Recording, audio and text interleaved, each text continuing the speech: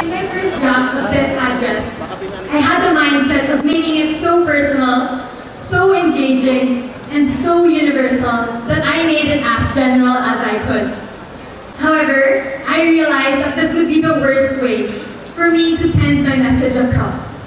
To be universal, I had to be personal, even if it means having to be vulnerable. And so here I am today, about to open up to all of you and share a personal story I didn't think I'd have the courage to talk about. Good afternoon, everyone. I am Isa, and it is my honor and privilege to be standing here in front of you today. I used to be a hopeless romantic, having unrealistic expectations on love, and thinking that I deserved my happily ever after. As some of my friends know, I come from a broken family. My parents' marriage got annulled back when I was 2 years old.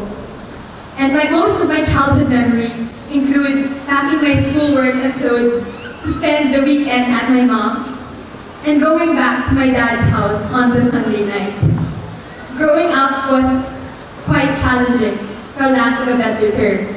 I didn't know who to turn to in times of failure or when I fell short of expectations. I remember feeling different from the rest of my batchmates because they all had normal households, so to speak, with both parents attending the momentous occasions of their lives, graduation, recognition rites, and even birthday parties. While I had to plan out my parents' schedules separately just to make sure that they don't show up on the same event.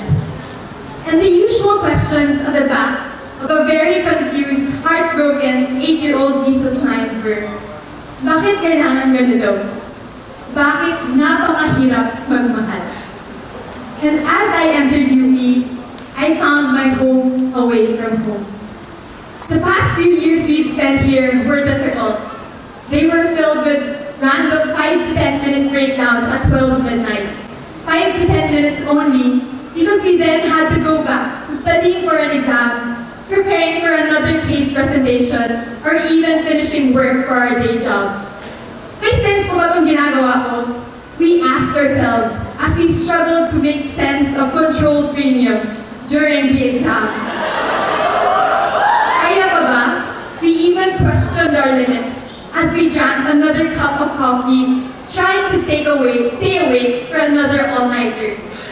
Despite having the time of our lives here in UP, the thoughts of not being good enough and not maximizing one's potential were always haunting us. And I'm not here to tell you that self-love will heal everything, because we all know that that's too idealistic. But I'm here to remind you that it's perfectly fine to not have everything figured out just yet. Honor your own pace and trust the delays and detours along the way. Love wasn't meant to be easy, and progress isn't linear as well. The so-called real world that we are about to enter will try to define us, challenge our beliefs, and crush our ideals. Despite this, I am confident that the university has taught us that the honor comes before excellence, and our self-worth shouldn't be based on external validation. I hope you choose to love yourself, even when it's difficult. No, especially when it's difficult. Inasmuch as UP has been our home for the past years, we have to acknowledge that there's a bigger world out there and a country waiting for us.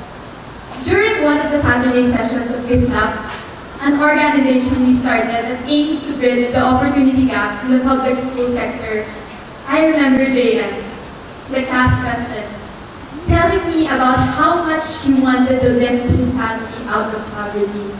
He opened up about his family situation, where his dad is in prison and his mom is a sari-sari store owner. Despite his determination, he feels that hard work may not be enough to succeed. Class of 2019, we are blessed and privileged with our UP education, but our younger brothers and sisters are still deprived of the quality education that they rightfully deserve. 1 out of every 5 Filipinos still lives in extreme poverty, getting by on less than 100 pesos a day. Yes, the Philippine economy may be growing, but the most important issue is whether or not this is felt by the masses. As future business leaders, I hope we recognize the gravity of the roles we have to play in making this country a better place, be it in the corporate world, the public sector, or even the academy. We are always in the position to impact lives and side with the marginalized. I look forward to the day when public high school students like JM would have equal access to opportunities. But until then, no matter how insignificant our efforts are in the eyes of the world, we will keep pushing and making ripples of change in the community. Because in the end, all these Latin honors, awards, and titles are self-serving and meaningless if we are not able to translate this to social action and inclusive growth. As much as we cry out for a better Philippines, let us strive to become better Filipinos ourselves. I entered UP as a hopeless romantic, still wide-eyed and naive. Now I'd say I'm leaving UP as a hopeful romantic, with a better understanding as to how harsh and complex the world we live in is, but with a heart overflowing with gratitude, love, and hope for the nation. Once again, I am Isa.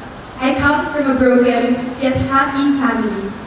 And much like our university and our country, we have to endure broken systems with complex problems which are seemingly out of our control. To be honest, I don't think I have fully healed from the wounds of the past. But UP has taught us to embrace uncertainty, to move forward with the scars, and to not let our adversities become our adversaries. And to Batch 2019, maraming salamat sa 5 taong pagmamahal. Niaalay ko ang parangal na ito sa inyo dahil kayo ang rason kung bakit ako patuloy na umaasa para sa ating bayan. To my barkada, Dan, Micah, Eunice, Joanne, Celine, Jazz, and Faye, thank you for believing in me when I doubted myself, for staying during the tough times, and for making me realize what it is like to have siblings. Ang gulo bala. And to my professors, special mention to Sir Brad, Kevin, Don, Mike, and Ralph, thank you for pouring your hearts into this profession and for making us more inspired to be the best versions of ourselves. To Atiniga and Uncle Sidney, thank you for taking care of me for the past few years. And finally, I'd like to take this opportunity to thank my parents, Dad Nelson and Mom Gigi, who shared the same stage for the very first time today.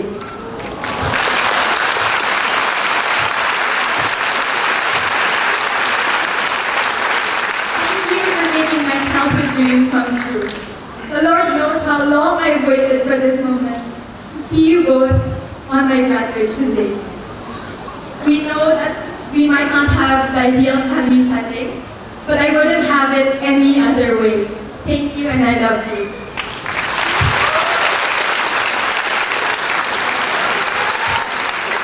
And to all the proud family members out there, congratulations. Today, you graduate with us. Thank you for being our source of strength during the tough times. Now, it's our time to give back. At this point, fellow graduates, I invite you to look to your left. Look to your right. Look at the people around you. And remember how much you are loved. These are the people who have been with you since day one. The people who you've laughed and cried with after that killer exam. And the people who you've been roommates with in countless case presentations. Look at the people around you. Take it all in and let it sink in. We are finally graduating. No more arguments. No more hiding from Atenea because you left your ID.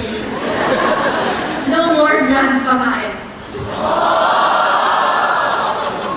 As we bid goodbye to these things, we also say goodbye to our beloved alma mater, our dearest professors, and the staff.